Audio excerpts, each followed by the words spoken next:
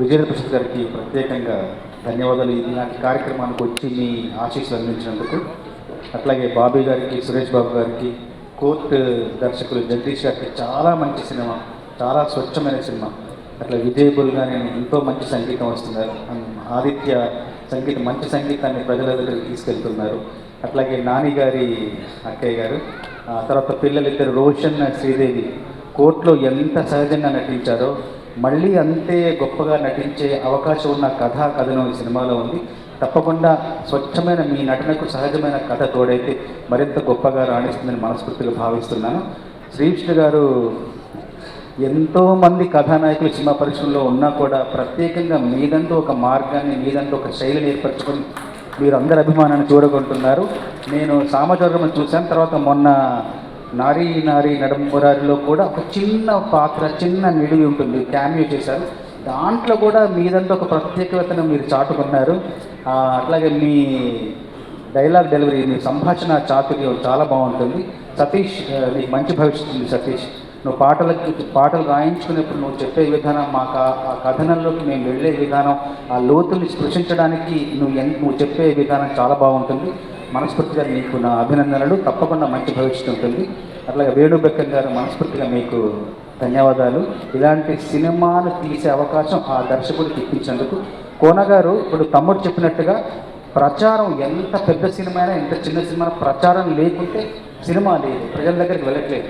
మీరు ఈ సినిమాకు చేసిన ప్రచారం ఎంత గొప్పగా ఉందంటే సినిమా చరిత్రలో ప్రచారానికి ఇది ఒక ఉదాహరణలా ఉంది. అయితే ఒకటి ప్రచారం ఎంత చేసినా కూడా సినిమా చేరువవుతుందని, అందులో ప్రతిభా నైపుణ్యాలు ఉంటేనే సినిమా గొప్పగా ఉంటుంది. అందులో ఈ సినిమాలో ఆ ప్రతిభా నైపుణ్యానికి ఎలాంటి కొదవలేదు. తప్పకుండా ఈ సినిమా మరొక మైలురాయి అవుతుంది. వాళ్ళ చరిత్రలో, మీ చరిత్రలో కూడా మైలురాయి అవుతుంది. మనస్ఫూర్తిగా నేను అందరినీ కూడా అభినందిస్తూ, సినిమాలో తమ్ముడు 3 పాటలు రాశారు, నేను కూడా మంచి పాటలు 3 రాశాను. అందులో అంటే నా శైలికి భిన్నంగా రాసిన పాట తిప్పుకుంటున్నావు, అది చాలా ఆదరణ పొందుతోంది. సినిమాకి అది చాలా ఉపయోగకరంగా ఉంటుందనడంలో నాకెంతో ఆనందంగా అనిపిస్తోంది. కళ్ళే ఎగరేస్తుంటావు, అంతలో పళ్ళే నోరుతూ ఉంటావు, అల్లరి చేస్తూ ఉంటావు, ఇంతలో చల్లని మాటలు చెబుతావు, అందరికంటే సిన్ని మొల్లిలా అలిగే నూగూసుంటావు, సందే దొరికిట పెద్ద మనిషిలా పెత్తనమే చేస్తుంటావు, ఎన్నో ఏషాలేసి దీపం చుట్టూ పురుగును చేసి తిప్పుకుంటానవు నన్నే నీ చుట్టూ తిప్పుకుంటానవు, మంచం చుట్టూ దోమ లెక్క, బెల్లం చుట్టూ ఈగ లెక్క, గుడి చుట్టూ భక్తుని లెక్క, బారు చుట్టూ దాగబోతు లెక్క తిప్పుకుంటానవు నన్నే నీయనక తిప్పేసుకుంటానవు.